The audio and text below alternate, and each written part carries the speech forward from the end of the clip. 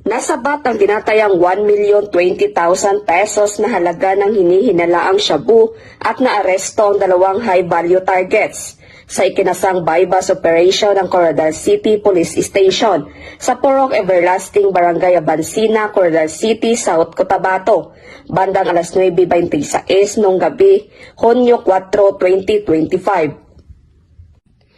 Kinilala ng Coronadal City Police Station ang mga naaresto na sina alias Panoy, 37 anyos, at alias Boboy, 49 anyos, na kapwa residente ng Coronadal City, South Cotabato. Ayon sa ulat, matagumpay na nakabili ng isang sachet ng shabu na nagkakahalaga ng 500 pesos ang pulis na nagsilbing pusher buyer.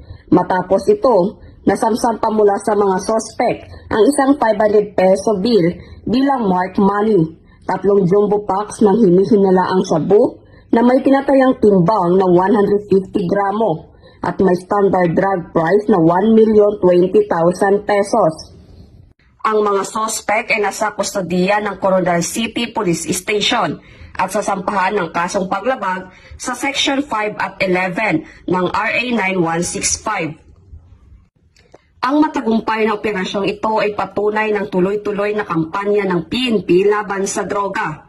Katuwa ang komunidad sa pagtataguyod ng isang bagong Pilipinas, mapayapa, ligtas at walang lugar para sa kriminalidad. Mula dito sa Rehiyon 12, ako ang inyong PNN correspondent, Patrolwoman Vina Morales, alagad ng batas, tagataguyod ng Balitang Pulis.